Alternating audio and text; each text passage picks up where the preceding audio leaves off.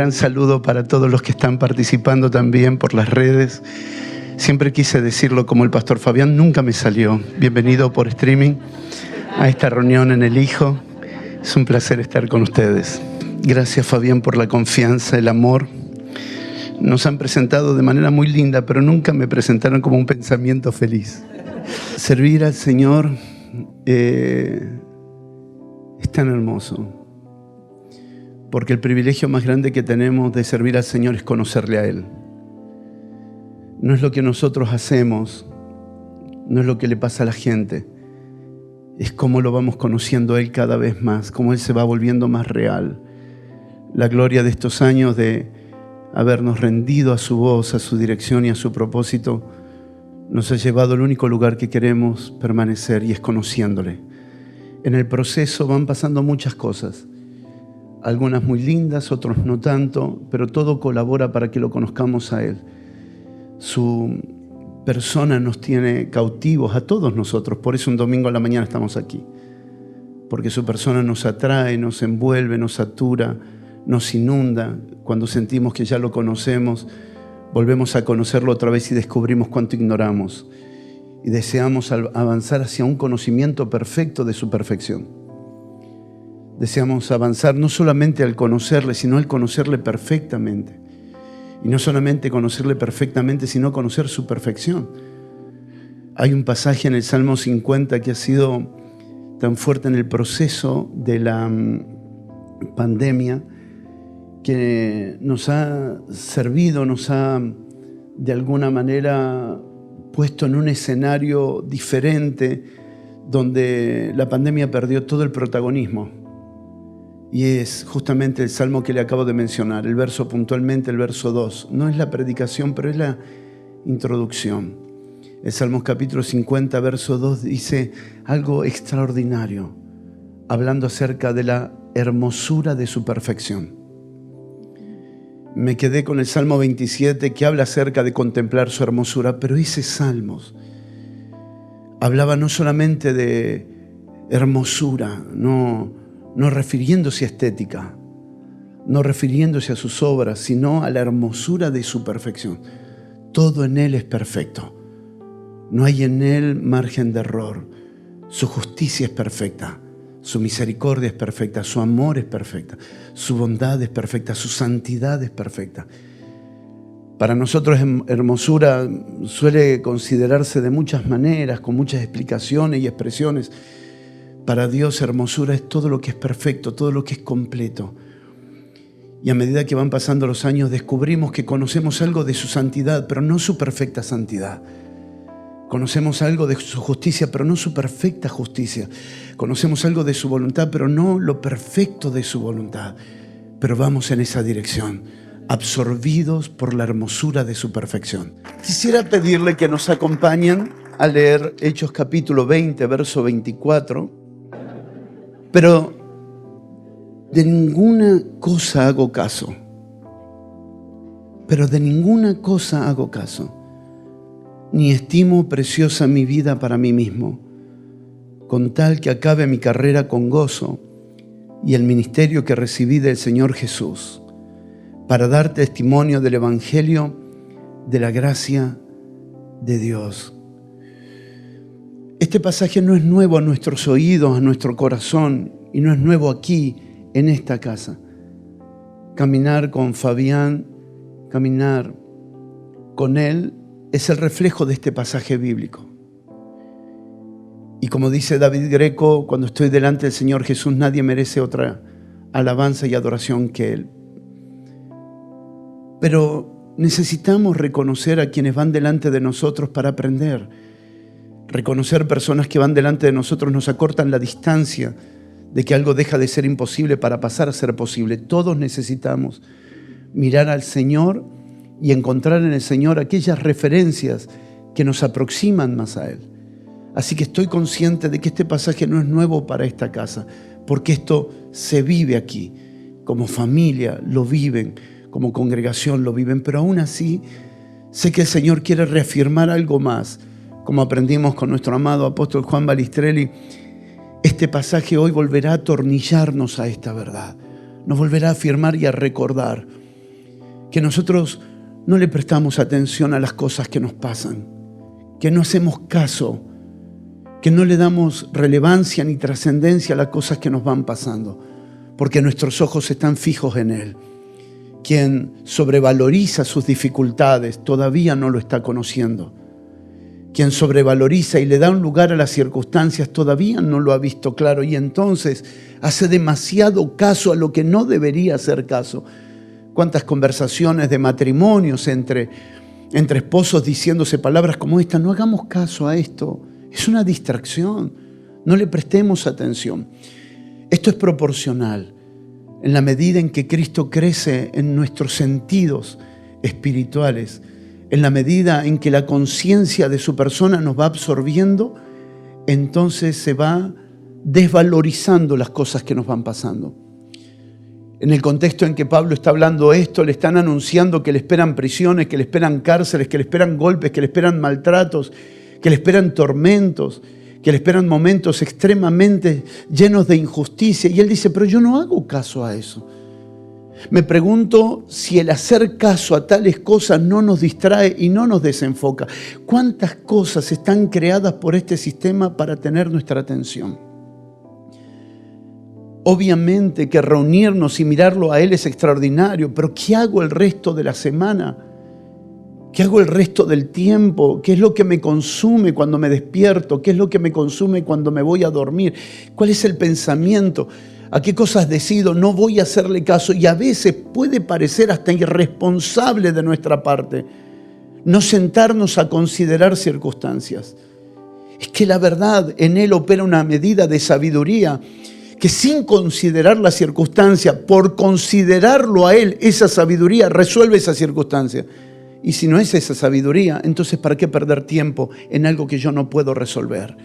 Si está determinado que me esperan prisiones, que me esperan cárceles, que me esperan injusticias, maltratos y golpes, si está determinado que esto va a pasar, quiero decir abiertamente, no le voy a hacer caso. Hay una batalla por nuestra atención. Hay una batalla por nuestros sentidos. Hay una batalla por nuestras conversaciones. Hay una batalla por sacarnos de la única vida que vale la pena vivir, y es mirándolo a Él, continuamente, considerándolo a Él. El siguiente paso que podemos encontrar es que también las cosas son proporcionales al valor que tiene mi vida. ¿Mi vida en términos de qué? No puedo sacar de mi vocabulario mi vida, porque sigue siendo mi vida. Ahora, proporcionalmente, ¿mi vida es mi vida? Bueno, es mi vida mientras no lo conozco. Cuanto más lo conozco, mi vida es su vida. Sus sueños son mis sueños, sus palabras son mis palabras, sus planes son mis planes, sus horarios, su agenda, su voluntad, sus deseos se transforman ahora en mi única manera de vivir. No estimo mi vida preciosa para mí mismo, pero sí la estimo preciosa para que mi vida sea para Él, para que todo mi ser sea absorbido para ser la expresión de su vida. Años atrás uno desconsideró mucho su salud porque no entendimos este pasaje. Entendimos de manera inapropiada, de manera inadecuada, que no había que considerarnos a nosotros. Sí que tenemos que considerarnos. Nuestra salud en muchos de nosotros como pastores, ministros, predicadores, servidores del Señor fue deteriorada porque consideramos que no debía ser importante nuestra vida. No, en este contexto mi vida no es importante. Mi vida no es importante para mí, pero mi vida es importante para Él. Hoy tengo 52 años y ¿saben una cosa? Quisiera vivir hasta los 100, 120 años, pero escúcheme lo que quiero decir con esto, no para ser tormento para mi esposa. Porque antes que lo diga ella, prefiero decirlo yo. Conozco al Señor hoy mucho más que cuando Él vino a mí. Conozco al Señor hoy mucho más que hace 20 años atrás, que hace 30 años atrás, que hace 10 años atrás. Conozco hoy un poquito más del Señor de lo que lo conocí el año pasado. Me pregunto, si permanecemos mirándolo a Él, ¿cuánto más lo vamos a conocer? Bueno, mi hermano Gustavo, pero cuando nos vayamos de esta tierra vamos a seguir conociéndole, sí. Pero nadie que pasa del otro lado vuelve para contar cómo Él es. este es el punto. Quisiera vivir más, no porque esté arraigado mi corazón en esta tierra, sino porque tengo la certeza que si permanecemos mirándolo a Él, lo vamos a conocer de una forma que esta generación merece que se le presente al Señor. Y para eso necesito considerar mi vida.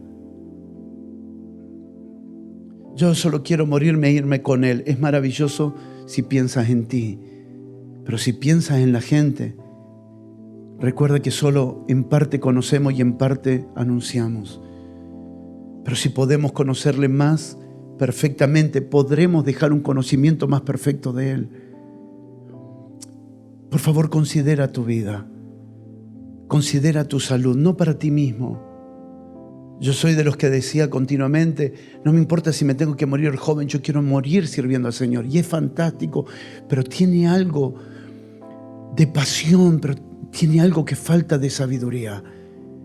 Y es, quisiera aprender a cuidarme, no por causa de mí, sino por causa del conocimiento que voy adquiriendo y que puedo compartir con una generación que tristemente se llama cristiano y lejos está de expresar lo que es Cristo. Y se necesitan hombres y mujeres que no consideren su vida valiosa para sí mismos, pero sí consideren su vida valiosa para Él, y que dediquen su vida y que tomen tiempo, que ir al médico no es deshonrar a Dios, que tomar medicamentos no es deshonrar a Dios, que no es satánico hacerlo, que lo hagamos apropiadamente y con gente y personas responsables, preparadas y capacitadas, expertas para hablar de determinadas cosas y puedan colaborarnos en cuidar este vaso de barro que sí se irá desgastando, pero quisiera detener el desgaste, no amando las cosas de esta tierra, sino viviendo más tiempo en esta tierra, para expresar una imagen más nítida del Cordero de Gloria, del Rey de Reyes, del Señor de Señores. No estimo mi vida preciosa para mí mismo, pero sí la estimo preciosa para Él, con tal que acabe mi carrera con gozo y el ministerio que recibí del Señor Jesús, para dar testimonio del Evangelio de la gracia de Dios. Él no está diciendo para predicar el Evangelio de la gracia de Dios como en otras oportunidades, porque a veces podemos predicar y no dar testimonio.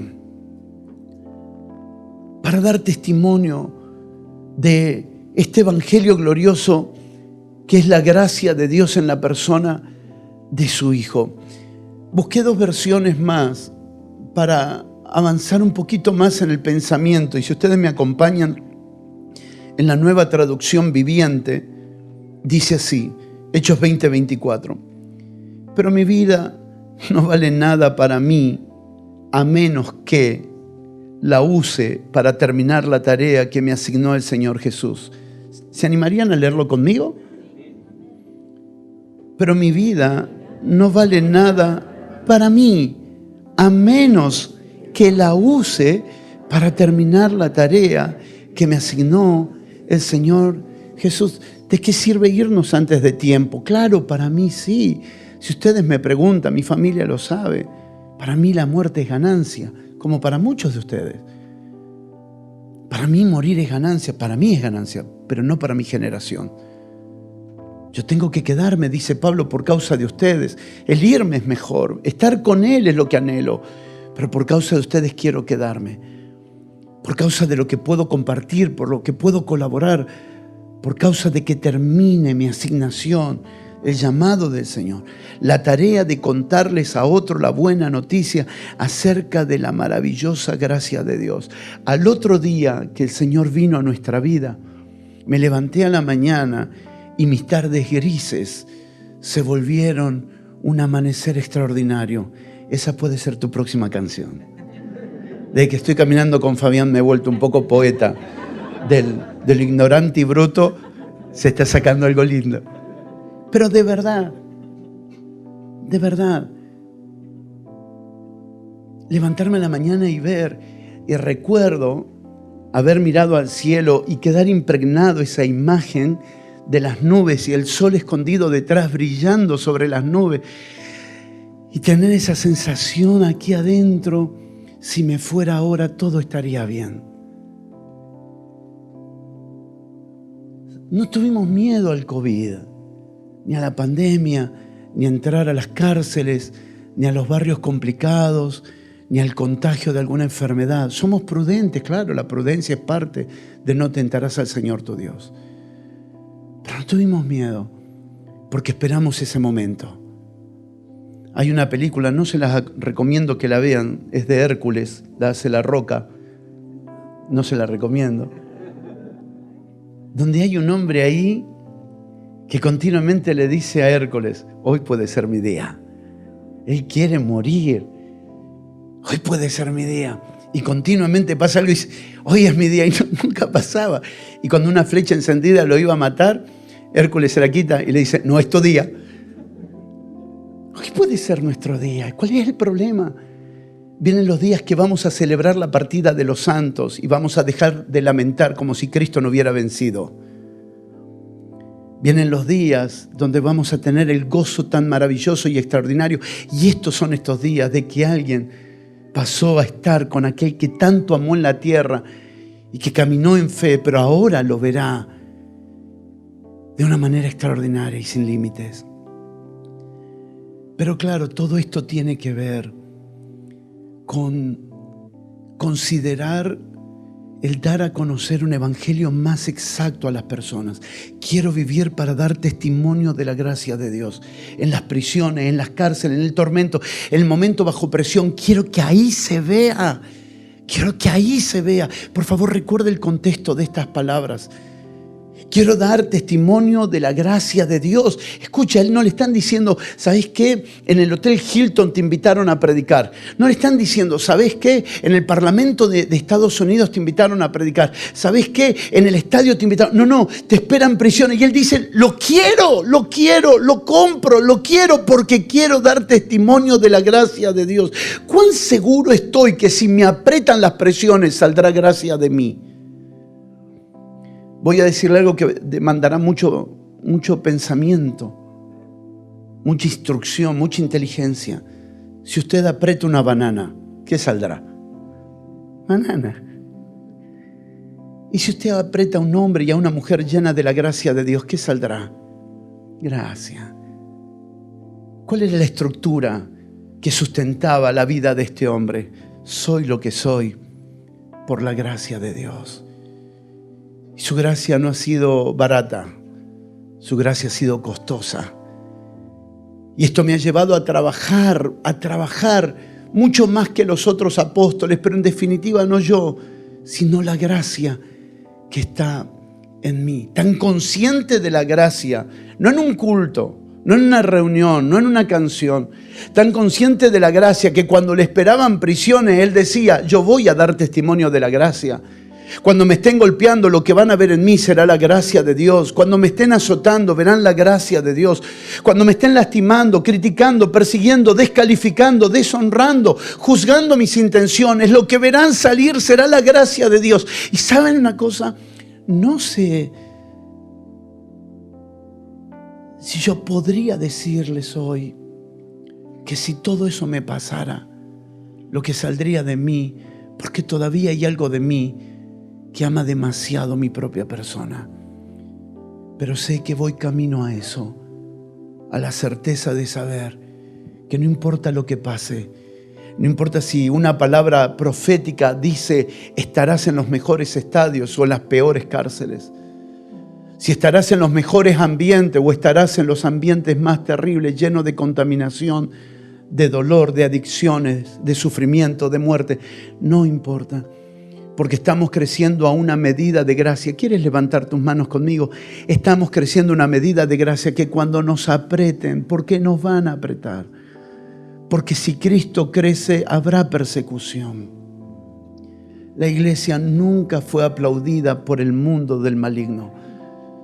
Si Cristo aumenta, la mentalidad exitista, la mentalidad de fama, termina siendo una ilusión en la mente de algunos hombres. La verdad es que si pasó con el árbol grande, nunca me acuerdo ese pasaje bíblico, pero lo voy a decir así, después te corrige.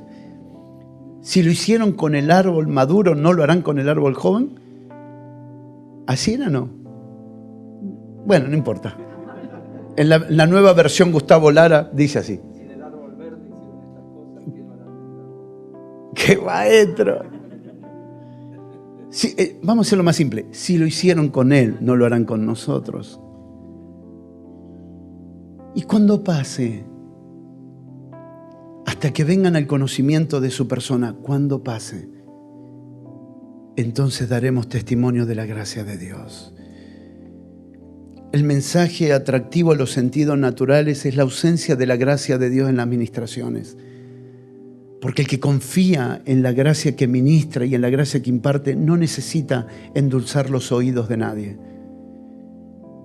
Para una generación que come la gracia de Dios, no tiene problema las aflicciones. Sabe que debe convivir con ellas, porque en el mundo tendremos aflicción. Quien desconoce la gracia tendrá que prometer éxito todo el tiempo. Tendrá que prometer un Disney World todo el tiempo. Y se los dije en inglés para impresionar.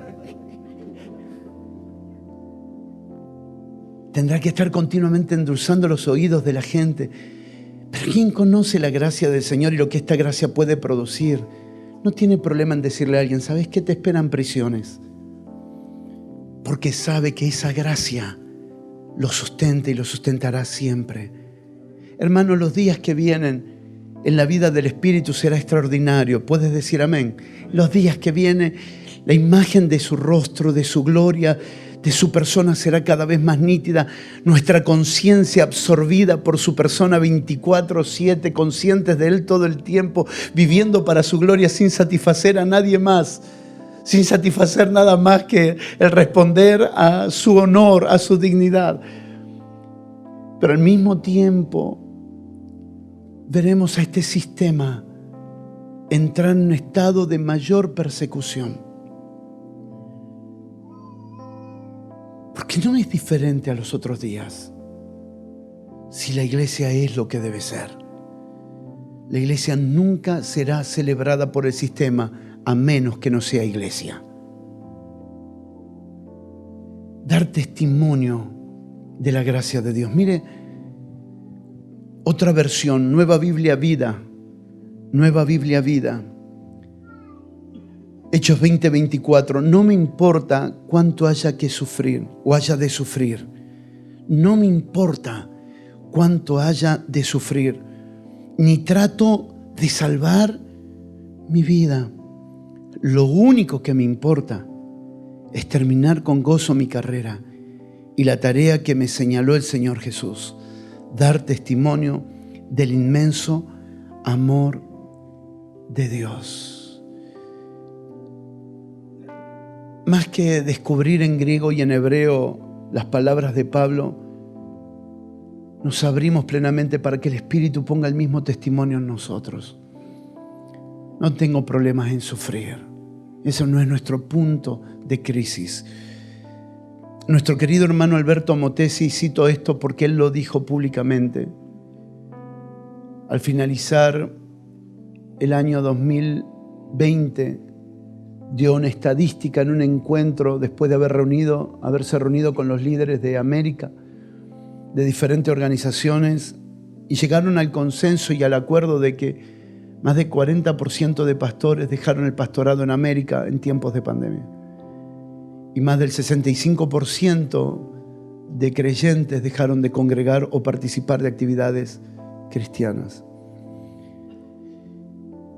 Y cito como referencia su nombre porque creo que es un nombre del Señor, pero no es el punto. El punto es, ¿qué puede hacer desistir a un creyente de permanecer en Cristo? El no conocerlo a Él. El no conocerlo a Él. Las incertidumbres de esta pandemia puso en relevancia lo que había en el corazón de las personas. El conocimiento o la ausencia de dicho conocimiento. Daniel dijo que el pueblo que conoce a su Dios se esforzará y actuará. Mientras algunos estaban pensando cómo poder servir a los hermanos, cómo poder servir a otros pastores, cómo poder servir a las viudas, cómo poder servir a los huérfanos, cómo poder servir a las víctimas de la pandemia. Otros estaban pensando, ¿cómo puede ser que si Dios está conmigo? ¿Cómo puede ser que si Dios está en la congregación mi pastor fallezca? ¿Cómo puede ser? Y no estoy aquí para emitir un juicio de valor sobre la vida de las personas. Estoy aquí para preguntarnos cuánto lo conocemos para que en tiempos de sufrimiento demos a luz la mayor expresión de la gracia de Dios. Porque en tiempo de sufrimiento es nuestra mayor oportunidad de dar testimonio de la gracia de Dios. No estoy pintando un cuadro ténebre, oscuro, ¿o sí? ¿Está sonando muy así? Menos mal que tiene el barbijo porque no le puedo ver la cara, porque alguno parece tener una película de terror. No, pero de verdad, los tiempos de crisis han sido la mejor oportunidad para que una iglesia que lo conoce lo dé a conocer. Como un faro de luz que se enciende en medio de tanta oscuridad. Segunda canción, las regalías. Colosenses capítulo 1, verso 6. Colosenses 1, 6. Espero no haber perdido a nadie. ¿Viste? Tenía 100, ahora 50 y 10 y 5. Colosenses capítulo 1, verso 6. En la Nueva Traducción Viviente. Colosenses capítulo 1, verso 1 al 6, en la Nueva Traducción Viviente. Esa misma buena noticia que llegó a ustedes ahora corre por todo el mundo. ¡Qué evangelio extraordinario! Esa misma buena noticia que llegó a ustedes ahora corre por todo el mundo. Nadie tiene el monopolio de este evangelio. Corre por todas partes y da fruto en todas partes mediante el cambio de vida que produce. Da frutos por todas partes mediante el cambio de vida que produce. Así como les cambió la vida a ustedes desde el día que oyeron y entendieron por primera vez la verdad de la maravillosa gracia de Dios. Es una experiencia que debe ser entendida. Por favor, para los que escriben, para los demás, que Dios tenga misericordia. La gracia es una experiencia que debe ser entendida. Porque disfrutarla y no entenderla es mañana terminar menospreciándola. Una de las expresiones en el Antiguo Testamento de la gracia de Dios en forma de figura era el maná. Ustedes saben que no fue Dios quien lo llamó maná, fue Israel que lo llama maná, y que maná significa, ¿qué es esto? ¿Qué es esto? Está bien el primer día salir a buscar el pan que Dios daba desde el cielo, salir, mirarlo y decir, ¿qué es esto? Está bien que lo coma y todavía no entienda qué es. Está bien que lo disfrute y vea que mi cuerpo es nutrido de las proteínas, calorías y todos los nutrientes necesarios para poder soportar el calor del día y el frío de la noche. Está bien que al experimentarla disfrute el privilegio de lo que tiene y contiene la provisión de Dios. Está bien, pero en algún momento tengo que dejar de llamarlo maná y empezar a llamarlo como Dios lo llama. Porque si no entiendo lo que Dios me está dando, lo termino menospreciando. Todo el tiempo iban y buscaban el maná, todo el tiempo lo buscaban, pero no había nadie que se pregunte, ¿qué es realmente esto? Y que busque en Dios y en el corazón de Dios una respuesta correcta de qué significaba verdaderamente el maná. Pasaron los años y nadie entendió qué significaba maná. Y terminaron diciendo, ¿otra vez esto? ¿Otra vez esto? ¿No hay otra cosa para comer? ¿No hay otra cosa para alimentarme? ¿No hay otra cosa para saborear? Yo recuerdo que cuando estábamos en Egipto teníamos ajo, teníamos cebolla. Los ejemplos no son... Decime que había un pollo, qué sé yo, ravioles. Ajo, ¿te acordás el ajo? O sea, lo peor de allá termina siendo lo mejor de hoy. Y terminarás deseando la comida de los cerdos, ¿se acuerdan? Es que no dedicaron a entender lo que Dios les estaba dando. La experiencia es insustituible, pero entender también es insustituible. Porque llega un momento que al no entender su provisión la comienzo a menospreciar. Dios, danos otras cosas. Queremos otra cosa. Y nuestro oído se abre para oír otras cosas. Nuestra mente se abre para buscar otras cosas, porque como no entiendo lo glorioso de la provisión de Dios, lo excelente, lo perfecto, lo completo de la provisión de Dios, ahora comienzo a desear otra cosa. Y entonces aparecieron lo que fuera de tiempo y fuera de lugar terminó siendo la peste y la muerte de muchos: codornices. En Canaán comer carne no había ningún problema. En el desierto comer carne era una invitación a las pestes, a las enfermedades y a la muerte. No es que Dios nunca les daría carne, es que no era el momento. No era el momento.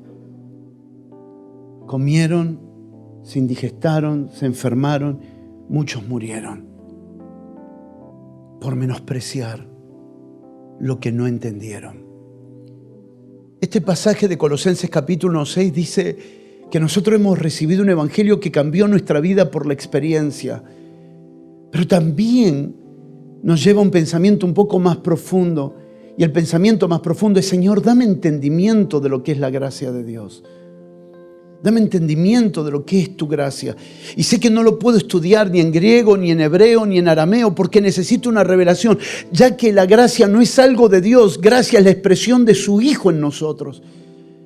Gracia es su sustancia, gracia es su realidad. Y cuanto más comenzamos a profundizar en su gracia, nos descubrimos tan ignorantes, nos reconocemos tan ignorantes de la operación de su gracia, de todo lo que pasa cuando su gracia está creciendo en nosotros. Y les confieso que aunque dedicáramos meses y años a estudiar, investigar en oración lo que es la gracia, parece que cada vez que llegamos a un punto de entendimiento nos damos cuenta que todavía es mucho más. Es mucho más. La gracia del Señor es, y nos quedamos cortos. Nos quedamos cortos porque no hay una palabra que pueda describir, ni en hebreo, ni en arameo, ni en griego, ni en español, ni en inglés, lo que es la gracia. Lo que necesito es que Él alumbre los ojos de mi entendimiento para que pueda descubrir las múltiples operaciones de su gracia. En la medida en que Pablo va creciendo en el entendimiento, llega a un punto de su entendimiento donde él tiene que definirlo de esta manera: la multiforme gracia de Dios. Porque no tiene una forma. Son tan múltiples. ¿Cómo accesamos a esta gracia? ¿Es cantando? ¿Es orando? ¿Es estudiando? No, hay múltiples formas. Muchas veces accesamos a esta gracia orando.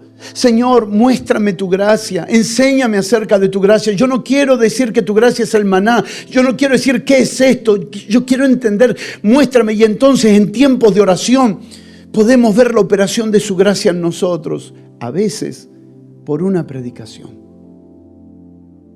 Nos exponemos a una predicación, a una enseñanza de su palabra y su gracia fluye. A veces recibiendo a alguien. Porque cuando recibimos a un hermano, recibimos la gracia que está en ellos. A veces dando financieramente. Porque las finanzas para Dios no es lo que nosotros pensamos. Necesitamos mirar la Escritura. Una de las grandes manipulaciones que aparecen en nuestra generación es 2 Corintios 9:6. El que siembra escasamente, escasamente segará. El que siembra generosamente, generosamente segará. Y entonces, en nombre de ese pasaje bíblico, extraemos una verdad que es mitad de una verdad. Porque en realidad, lo que está colocando el énfasis Pablo no es en el dar, sino en la gracia. La gracia del dar. ¿Sabía usted que cuando ustedes y yo damos, estamos revelando la medida de gracia que habita en nosotros? ¿Acaso Jesús defiende a la viuda que dio 2 dracmas, porque para Dios 2 dracmas es más importante que los millones que podrían haber dado los demás. No. No era una cuestión de 2 monedas, no era una cuestión de hacer apología de lo menor, no era defender lo menor. Es que cuando esa mujer dio, expresó la medida de gracia que habitaba en ella. Cuando usted y yo damos, lo que hacemos es expresar gracia. Cuando la Escritura enseña que Él siembra en aquellos que siembran, significa que aquellos que quieren dar gracia, Dios sembrará más abundantemente gracia en sus vidas, para que vuelvan a expresar la gracia del Señor. Lea detenidamente hasta el verso 15, por favor. No se detenga en el verso 6, porque lo que Dios está buscando no es dinero, lo que Dios está buscando es una expresión de su Hijo, es una expresión de su gracia, es una medida de su Hijo. Es encontrar en alguien que a la hora de expresar lo que expresa es a Cristo. Claro, nos viven cambiando los billetes entre héroes de la patria y animalitos. Dios no está buscando eso. Dios no está buscando colores. Cuando tengo la oportunidad de hacerlo de la forma en que la casa sí lo hace, cuando tengo la oportunidad de hacerlo, lo que se expresa es la medida de gracia que opera en nosotros. Yo nunca daré más que la medida de gracia que tengo. Y nunca daré menos que la medida de gracia que tengo. Porque damos conforme a la gracia que está operando en nosotros. Puedes levantar tus manos. Recibe esta palabra. Vienen los días que van a salir de este lugar. Vienen los días donde este lugar no los podrá contener. Vienen los días donde muchos se amontonarán y hacer 10 reuniones no alcanzará. Vienen los días donde la gracia aumentará y aumentará también el dar juntamente con la gracia. No habrá que manipular, no habrá que hacer promesas, no habrá que hacer pactos. No, la gracia aumentó y el dar aumentó. Porque si aumenta la gracia, se ve. Los apóstoles nunca hicieron la doctrina de traigan el dinero a los pies de los apóstoles. Esa es una mentira de la corrupción de nuestra carne. Los apóstoles nunca dijeron, traigan el dinero a los pies de los apóstoles. No, todos fueron llenos del Espíritu Santo. Escuchen esto extraordinario. Y traían sus casas. Porque cuando alguien es lleno de Él, se transforma en lo que Él es. Y Él da para que su propósito avance. Y cuando somos llenos de Él, damos para que su propósito avance. Los días que vienen con muchos desafíos. ¿Me permiten decirlo? Después usted corríjalo. Los días que vienen con muchos desafíos y que incluyen las finanzas. Muchos pastores se rompen la cabeza y que compró un auditorio más grande. No, nunca nos rompamos la cabeza, pastor. Dinero no es el problema de nuestro ministerio. Cuando un pastor está demasiado preocupado por el dinero de su ministerio, debe rever si está ministrando gracia. Porque nunca Dios le pedirá algo a una congregación que Dios no le haya dado la gracia para que esté a la altura de lo que Dios quiere. ¿Se entendió? Nunca Dios pedirá algo sin haber colocado primero, porque el primero que siembra nunca es el hombre, es Dios, sembrando gracia. Ahora, si te metes en algo que Dios no te mandó, manipulación está a la puerta. Jezabelita está a la puerta. Intimidación, amenazas, corrupción. Donde está lo que Dios quiere, también está la provisión de lo que Dios quiere. Abundancia de su gracia. Volvamos a leer la última parte del verso 6, porque van a crecer mucho, pero será proporcional a la medida de gracia. Van a crecer mucho, muchísimo. Se van a extender. Y será extraordinario lo que vamos a vivir. Y cuando eso pase, acuérdate de mí cuando vengas en tu reino. Acompáñenme a leer 2 de Pedro capítulo 3, verso 15 al 18. 2 de Pedro capítulo 3, verso 15 al 18. Esto lo vamos a leer en la versión Reina Valera 1960. Y tened entendido que la paciencia de nuestro Señor es para salvación. como también nuestro amado hermano Pablo, según la sabiduría que le ha sido dada, os ha escrito, casi en todas sus epístolas, hablando en ellas de estas cosas, entre las cuales hay algunas difíciles de entender, las cuales los indoctos e inconstantes tuercen, como también las otras escrituras para su propia perdición. Vamos a colocar nuestra atención aquí, algunas difíciles de entender. No son difíciles de entender porque sean complejas, son difíciles de entender porque son muy valiosas para Dios y no se las entrega a los irresponsables. No son difíciles de entender porque tenés que tener una mente de una persona universitaria. No, son difíciles de entender porque Dios ha decidido esconderlas en misterio hasta encontrar una generación responsable que sepa, en temor del Señor, administrar lo que Él le va a revelar. Somos la generación que tiene en su vocabulario de creyentes la revelación. Porque Dios me reveló, Dios me reveló, Dios me reveló. Y vemos un proceder contrario a la supuesta revelación. ¿Creen ustedes que lo que Dios decidió esconder desde el principio lo revelará irresponsablemente ahora? No. Él sigue escondiendo lo eterno, lo glorioso, para una generación que quiere valorar todo lo que Dios ha hecho en su Hijo, que quiere valorar todo lo que Dios ha entregado en su Hijo y que está dispuesto a honrar lo que Dios ha hecho. Hermano, déjeme decirle, la revelación no se puede pagar con dinero, pero se compra. Se compra, no con dinero, con una actitud del corazón. Señor, de lo que me muestres, me comprometo a honrarlo. De lo poco o mucho que me permitas ver y entender, me comprometo a honrarlo. No soy un avestruz que está todo el día comiendo algo nuevo y cosas novedosas, no. Señor, muéstrame, muéstranos. Queremos entender. Porque el riesgo de no entender es torcer, aunque la experiencia sea apropiada. No queremos entender como el griego que está buscando algo novedoso en términos de sabiduría. Queremos entender para honrar. ¿Quisieras levantar tus manos conmigo, por favor? Y en presencia del Espíritu Santo decir, queremos entender para honrar.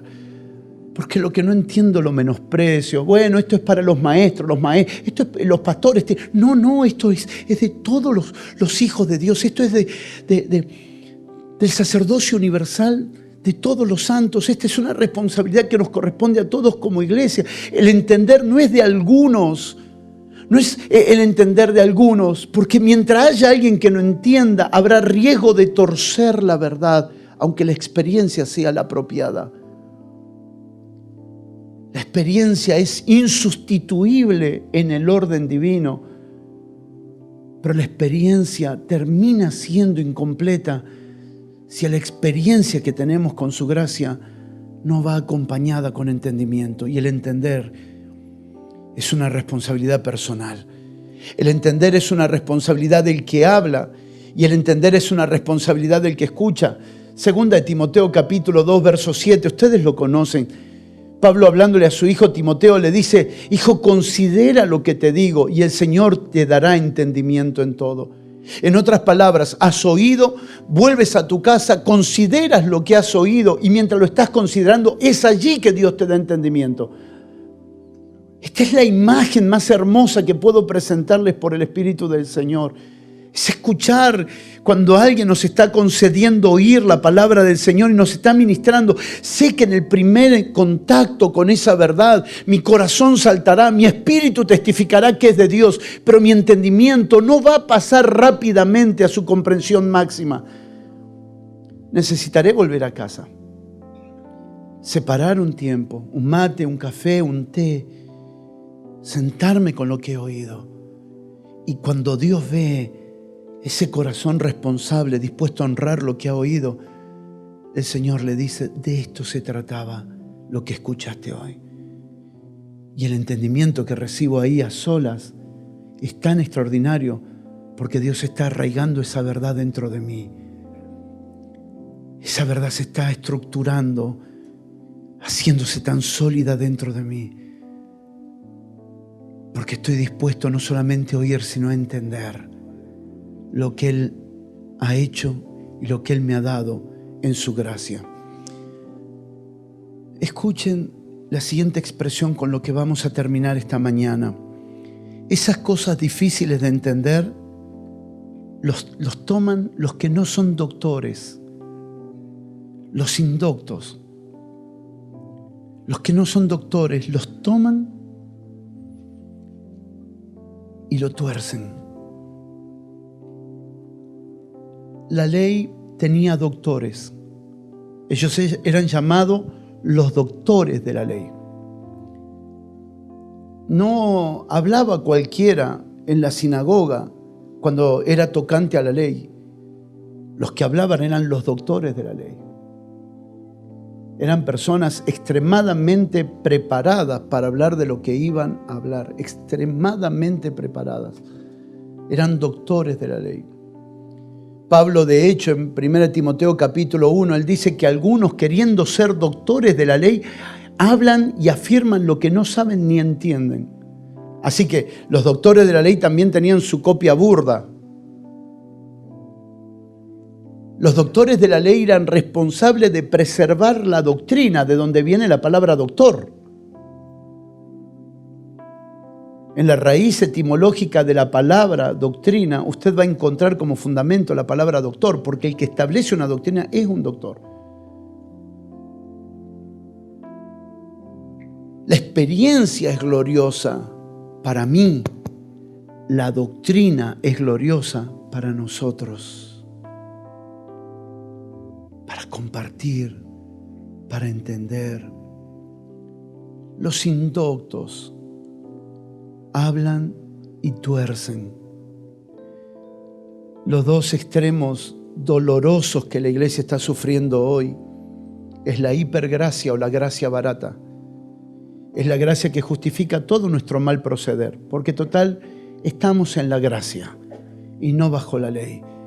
Y esto está absorbiendo la mentalidad de jóvenes que están creciendo con el pensamiento que no importa lo que haga, practique o crea, Dios me ama, por lo tanto hay un permiso en la gracia para poder vivir de esa manera. Y entonces, por un lado, esta doctrina de la hipergracia que está tomando nuestra nación, nuestro continente con mucha fuerza, usando el mensaje del amor de Dios para dar todo tipo de concesiones a la vida desordenada, justificando malas prácticas por malas experiencias. Y entonces despertando una conciencia de la hipergracia, diciendo, jóvenes, me voy de este lugar porque aquí no hay amor. La pregunta es, ¿qué es amor?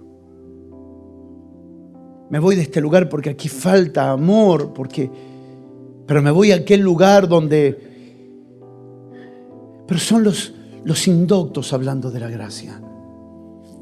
Y los segundos, los inconstantes. Personas que tocan un poquito una verdad y ya la sueltan. Y hablan de ella como si la conocieran. Que les gusta un mensaje, inmediatamente dicen, es por acá. Y entonces la tocan un día. Y un día hablan de esto y mañana hablan de aquello y pasado hablan de lo otro. Y entonces nunca mantienen la constancia y la perseverancia de indagar lo que Dios le comienza a mostrar. Y trabajar, y no me muevo de ahí. A veces, pastor, nos pasa de estar predicando un verso bíblico un año. Porque esto no es comida rápida. Porque hay cosas que tienen la misma palabra, pero no el mismo contenido. Hay cosas que tienen la misma palabra, pero no tienen la misma dimensión. Gracia para algunos en sus oídos es una cosa, pero para el que conoce la gracia y se prepara para entender delante del Señor la gracia es multifacética. No hay una manera de definir la gracia porque tiene tantas expresiones y no vamos a parar hasta el último segundo de nuestra vida de descubrir y entender. Y aunque no nos llevemos el 100% del conocimiento de su gracia, por lo menos como doctores de su gracia, dejaremos a nuestra generación una verdadera sana doctrina. Y aquí honro al Señor, Fabián, por la dedicación de esta estación. Porque dejar mucho de la música para trabajar en la doctrina es una tarea muy complicada. Porque la gente aplaude cantantes, no escritores.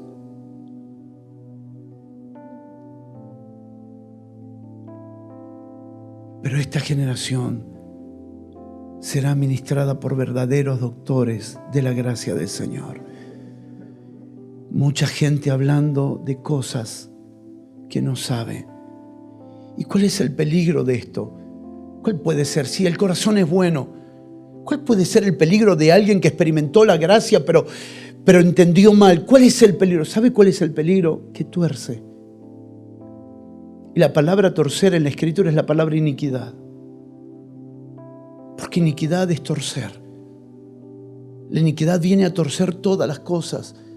Estoy consciente del ambiente en el que estoy. Por favor, sepa eso. Esta es una casa que se experimenta de verdad la gracia. Y sería maravilloso si solo pensara en ti y en mí. Pero si pensamos en una generación, tenemos que ir más profundo. Señor, danos entendimiento de lo que representa tu gracia. ¿Cuántos dicen amén? Danos entendimiento de las múltiples expresiones de tu gracia, que ni aun Pablo se atreve a decir la gracia es. Con el temor seguramente de cerrar en la mente de las personas que eso es esto, sino que es mucho más amplio. Continúa diciendo el apóstol Pedro, dice, los cuales los indoctos e inconstantes tuercen, como también las otras escrituras para su propia perdición. No estamos hablando de condenación, estamos hablando de perdición. ¿Sabe qué significa entender la palabra pérdida y perdición en las escrituras? Es tener algo extraordinario y no poder accesar a eso. No pensemos que la perdición son personas que se pierden y se van al infierno. No. Son personas que vivieron en esta tierra y se perdieron la oportunidad de accesar a un conocimiento extraordinario para poder compartir con otros.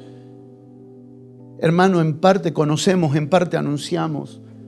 Nuestro mensaje, nuestras palabras, nuestras ministraciones están totalmente condicionadas a lo que conocemos. Aunque a veces fluimos en un espíritu de ciencia, aunque a veces fluimos en un espíritu de conocimiento que trasciende nuestro entendimiento, la verdad es que nuestro entendimiento nos limita.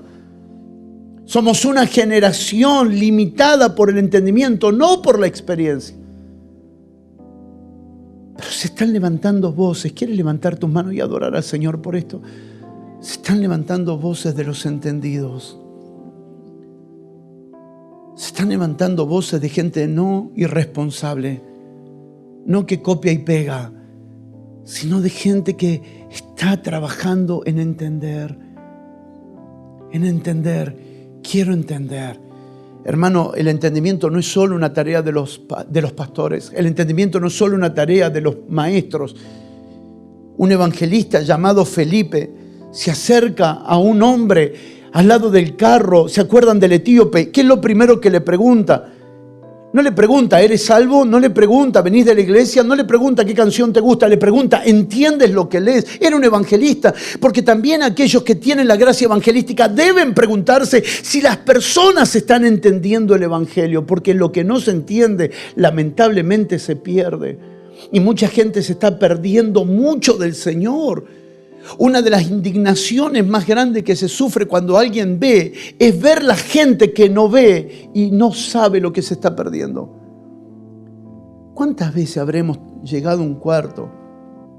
Fabián, Alberto, muchachos, ¿cuántas veces hemos llegado a un cuarto llorando, diciendo, y no lo ven? Porque lo que no ven no lo pueden disfrutar. Porque lo que no se entiende no se puede disfrutar.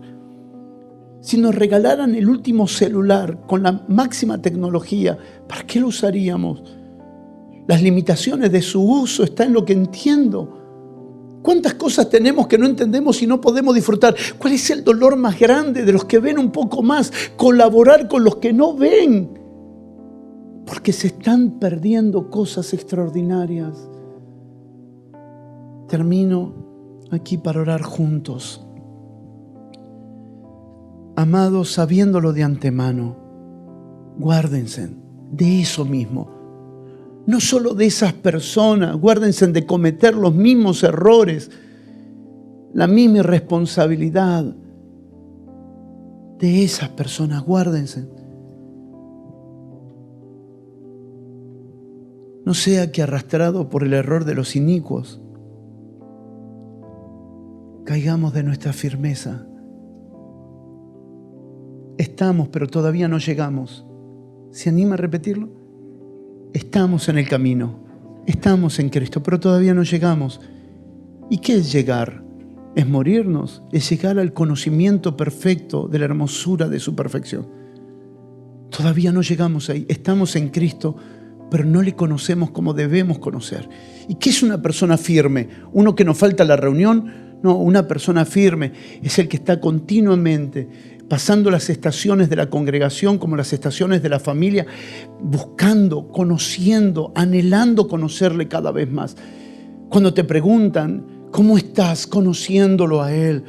¿Cómo estás conociéndolo a Él? Esa es una persona firme, que pasan las situaciones, que pasan los momentos, que pasan las estaciones. Recuerde que el Dios de las estaciones, di la respuesta como el caballo blanco de San Martín, que el que creó las estaciones es Dios. Dios pensó que la vida tuviera estaciones y nuestra vida congregacional tiene estaciones. Hermano, hay tiempo donde todo es tan real y hay tiempo que parece que nada fuera real. Está bien, permanece buscándolo a Él.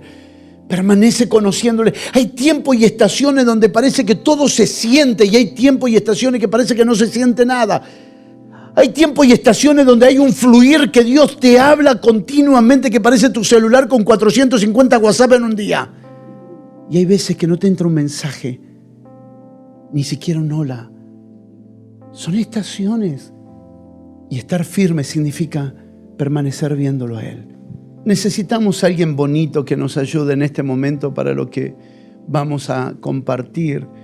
No escondas tu cabeza. Vení. Necesitamos a alguien bonito. Por favor, para que quede una buena imagen de la reunión. ¿Qué es firmeza? Es mantener mirándolo. No estoy firme porque no falto.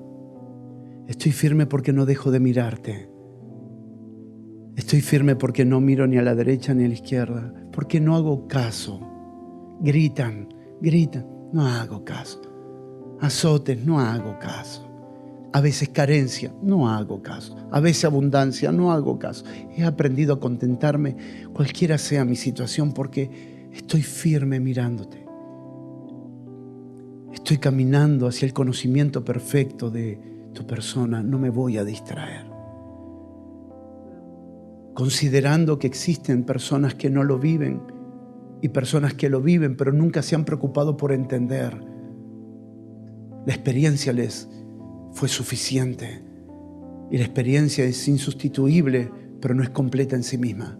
Necesito entender, porque lo que hoy es hermoso en la experiencia, mañana puede ser menospreciado.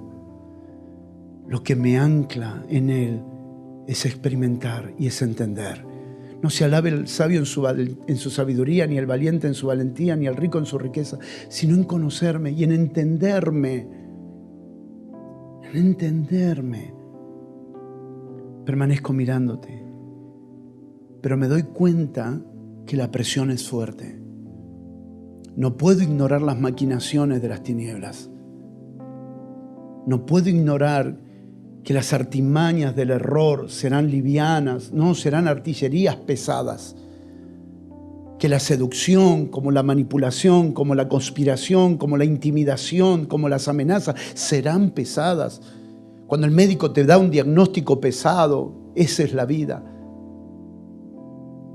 Cuando alguien que amás se te va de tu lado, eso es la vida. Cuando comienzan a pasar cosas que son verdaderamente pesadas, que tenés un presupuesto y un proyecto armado y de pronto todo se cae ¿Y ahora qué? Bienvenido a la vida. En un mundo netamente inestable, donde lo único que permanece firme es Él y los que están en Él. Quien menosprecia las batallas no se equipa apropiadamente. Quien ignora las maquinaciones no valora el valor de la provisión divina. No subestimemos el desierto. El desierto era un lugar terrible. Uno puede decir rápidamente, Israel fue incrédulo porque Israel vivió en el desierto. Sí, pero hay que vivir en el desierto. Quienes alguna vez estuvimos en el desierto, una cosa es estar 2 horas en el desierto, otra cosa es estar 40 días en el desierto.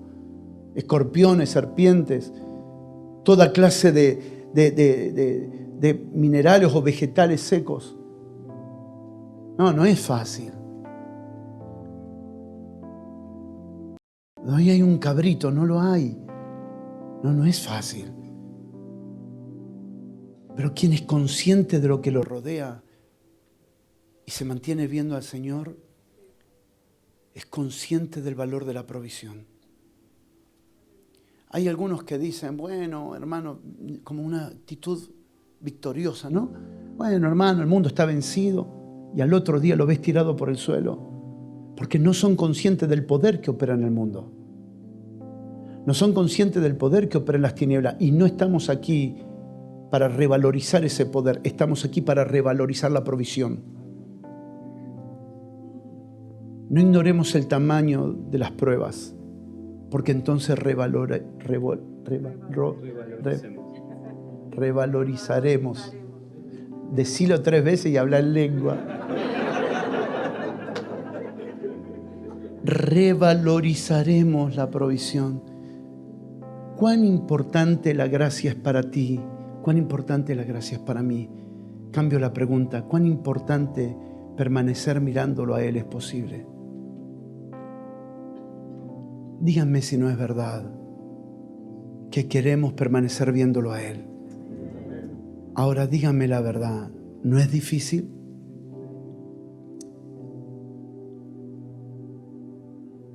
Para mí, permanecer mirándolo a Él es imposible. Es imposible. Termina hoy la reunión contemplándote, amándote. Mañana lunes, Señor, tiene cáncer. Su familia. No te podemos pagar. Las personas que te amaban ahora comienzan a hablar mal de vos. No. Señor, yo quiero permanecer mirándote. Pero todo esto.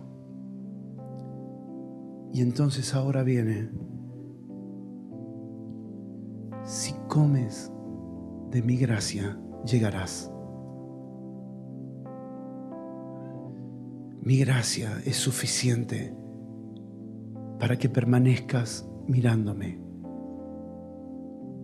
Te proveo mi gracia porque sé que aunque tienes un gran corazón, y aunque tienes un gran anhelo, y aunque tienes un gran deseo de serme fiel, y aunque tus lágrimas son genuinas y tus oraciones son genuinas, sé que tú no puedes. Dios no tiene expectativa con Gustavo, porque Gustavo no puede llegar. Pero Él me ha provisto, te ha provisto y nos ha provisto de la gracia del Señor. Puedo vivir sin un ser querido, pero no puedo vivir sin su gracia. Puedo vivir con las críticas o los elogios, pero no puedo vivir sin su gracia. Porque lo único que nos hace permanecer así es revalorizando lo que Israel menospreció. La gracia no es algo para nosotros. La gracia es la única provisión que nos es dada en medidas diarias para permanecer viéndola. ¿Quieres levantar tus manos con nosotros, por favor?